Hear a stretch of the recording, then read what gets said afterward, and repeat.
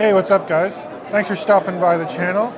We're here right now at the inaugural Toronto Timepiece show, and I'm with the founder and creator, Jason. Thanks so much for putting this together. I know you've been extremely busy leading up to this. Absolutely. Do you just want to talk about the process for getting ready for this event and maybe some of the different brands and the activities that are happening? For sure. So it's a pretty large event. We've got 60 brands actually participating from 17 different countries. It's been a long process of planning, about 1 year and 4 months.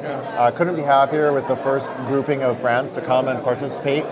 We've got brands from Switzerland, from Germany, from Asia. We've got lots of Canadian, lots of US brands, and all sorts of different countries. So this community here is very excited. It's going to be a full weekend event. We've issued thousands of tickets, so I know the community is very excited here. And just to see the energy and have everyone come together and the networking that's happening, I absolutely love it. And I couldn't be happier with our first opening night with our VIP evening tonight. Well, thanks so much. I'm very excited to actually meet a lot of the brands that I've collaborated with in the past, but in person. They made it here, so I'm really happy to see that happen. Absolutely. I'm super happy you folks are out, and it's such a good vibe and so much fun. So I appreciate both of you coming out, and just enjoy yourselves. And I welcome everyone who's coming for the rest of the show. Enjoy yourselves. Support the brands. If you see a watch you like and they're selling, pick it up. That's going to help ensure they're going to come back the next year. Absolutely. Thank you so much. Yeah, thanks so much for your time. Thank you. And enjoy the weekend. Yeah. Thank you so much. I'll try. Hey guys, so we're at the inaugural Toronto Timepiece show, and we're at the Oris booth, and I'm here with VJ, who's works with Oris, obviously, and this is, they got a really big display here, so you just want to tell me about some of the models that you've got set up here?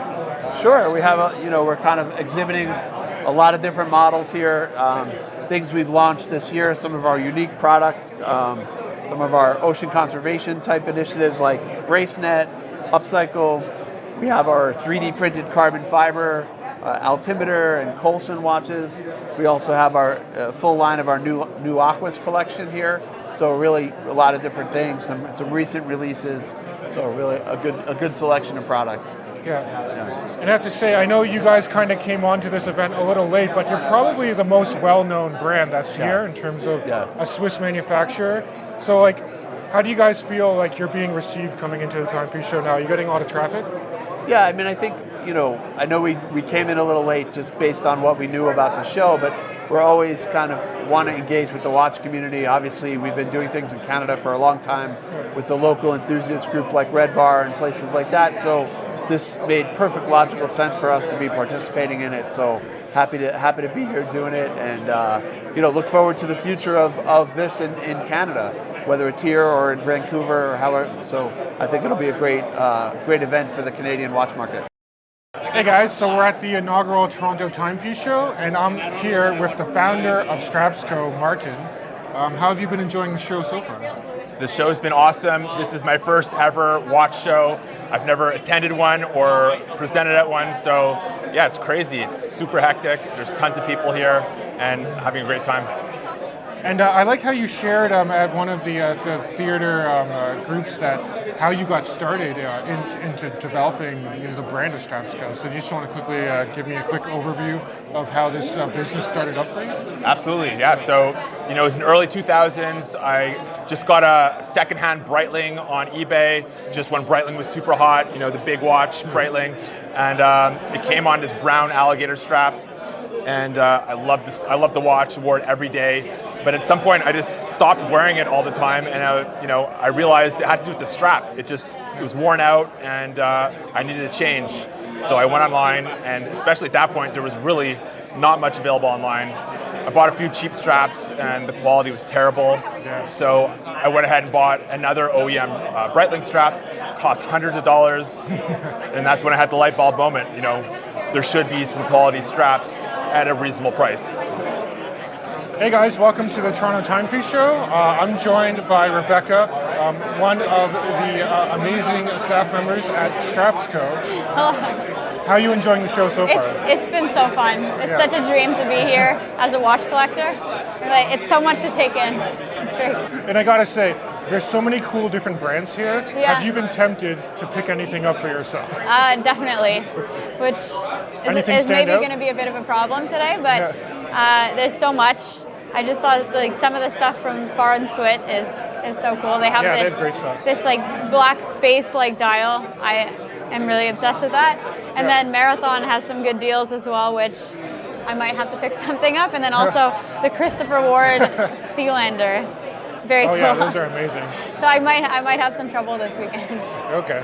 Yeah, I'm in the same boat as you. So. Yeah. Which ones have you been looking at? Well, I just picked up the Marathon, the OSAR, the new release. Nice. Yeah.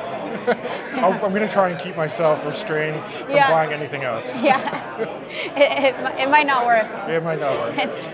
But hey guys, thanks for stopping by the channel. We're here at the Toronto Timepiece show, and I'm standing in front of one of the booths for Fears, and we're here with the 4th managing director of the brand. Very impressed with the quality of your timepieces. Thank you.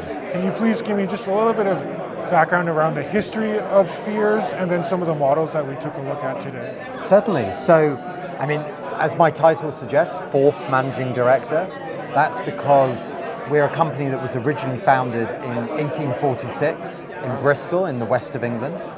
And the company ran through 3 generations of the Fear family until the 1970s, when sadly it closed.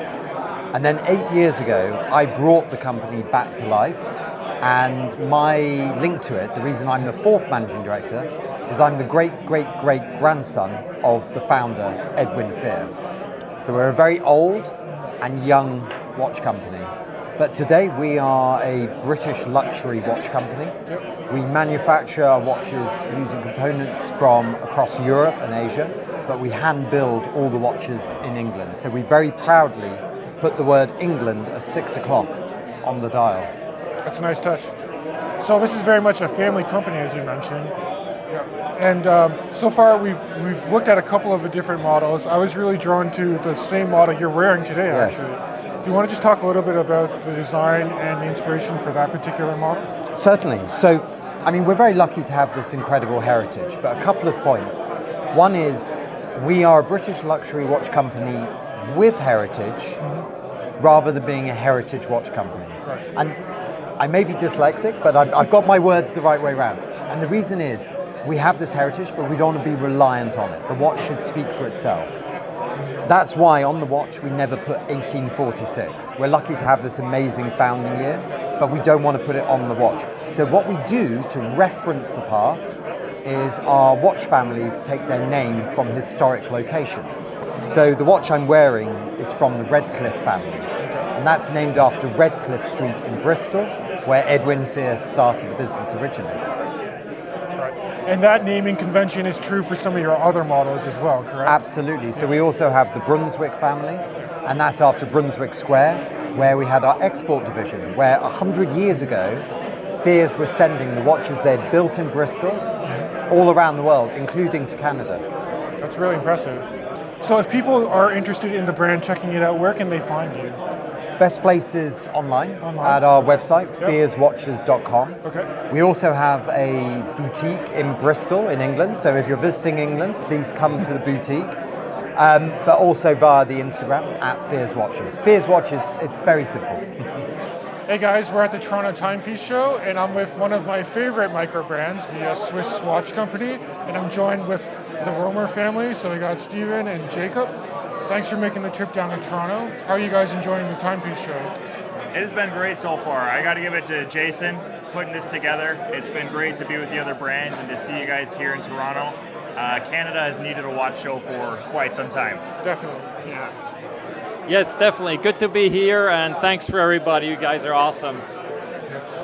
So I see you guys have brought a lot of your traditional models, but you also have a couple of new releases out here. Do you want to quickly talk about the new watch that you have, or maybe on your wrist? We do, yeah. So I've got the tumbler on my wrist. So this is our first piece that's rebranded with our new logo. A lot of you guys are familiar with the bunker, which has been featured on Torrent's channel. It's essentially the same specs, different design, different look because of the polish and the brushing. I can let my dad talk about the design. He's the mastermind behind all of that, so I'll let him cover it from there. Okay.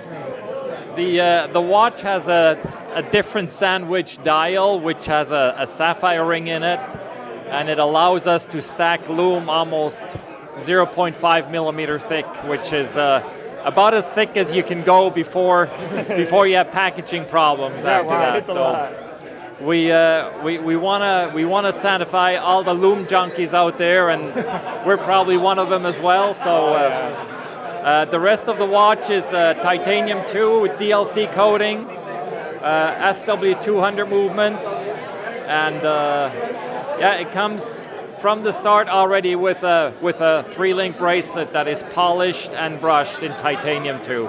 Yeah, I mean, I'm really looking forward to seeing the new models. Hopefully I can feature it on my channel at some point. Yes. We plan on sending you home with one, so. All right, awesome. All right. Thanks, Torin. Thanks so much. It's great meeting you guys in person. So. Hey, likewise. All right, thanks so much. Long time coming. Yeah. All right, thanks so much. All right. Hey, what's up, guys? Thanks for stopping by the channel. Right now we're here with one of the Norwegian micro brands, Micromilspec. And if I'm not mistaken, this is your first time to Canada, correct? Yes, that's correct. All right. And we checked out some of your models at the booth, and they seem very much built to purpose. So can you please give a bit of background on how these watches are designed and what they're intended for? Yeah, it's basically our company was founded by 3 founders in 2019. Basically to make a watch that tells stories about various military brands or branches that was not available in Norway. So one of the co-founders kind of wanted his watch for his own brand, for his unit, but he couldn't make a custom piece. So that was why it was founded in 2019, and then that's expanded from there on to where we are now, making annual collection for civilian market and going into the retail business as well. Because there's a lot of Norwegian people have been asking to buy our watches, and they had to be in a military unit to buy certain watches from us. So now we expanded a little bit, coming to Canada as well. Yeah, it's very nice that you have some civilian pieces that anyone can just pick up. And my understanding is you test a lot of these watches in the field before it goes into production, right? Yeah. We have our field testing unit that has been given to 30 soldiers. That's been testing it in land, water, in the desert, in the forest, everywhere. And like it's been a process from that where these were tested until now. And it looks like you had a specific Canadian military design, is that correct? Yeah, we made a special watch for the JTF2 in Canada. It's called Voyager. That's the first piece we made for Canada. And now we make the SAR watch for the search and rescue. That's cool. We have the prototype, got it from Switzerland yesterday, so it's brand new. Awesome. And then we make some for the United States, the Space Force, various projects. Lots of European countries, special forces mostly. Also for first responders in Norway, and of course Norwegian military. Yeah. Thanks so much for your time. Great to be here. Thanks for your time. All right. Cool. Hey guys, right now we're at the booth of Isotope, which is a really cool micro brand that I just met today, and it has some really cool models. And I'm here with the founder and owner, Jose. Do you want to just maybe quickly talk about how you came to develop this brand and some of the models that you have? Yes, thank you. So Isotope was created officially 8 years ago. Okay. Although I was a collector, and I started when I was 10. And about 10 years ago, I wanted to buy a new jumping hour. It was too expensive. And my wife told me, why don't you make your own? So I made it, and everything started from there. So we are based in the UK. I'm originally from Portugal, but we are based in the UK. Our main operation is in Switzerland. Most parts are made in Switzerland. The watches are assembled in Switzerland. And then in the UK, we made the design, we control, we package, and we ship them as well. So that's the principle of a very small brand, but with very, very creative watches in terms of design, in terms of mechanical solutions that we use to create new ways of telling the time, using existing movements but tweaking them slightly or making new models. Yeah, it's really nice. And I appreciate you making the time to come to Toronto to check out It's a pleasure. and feature some of your brands. I'm loving this, so we will be back for sure.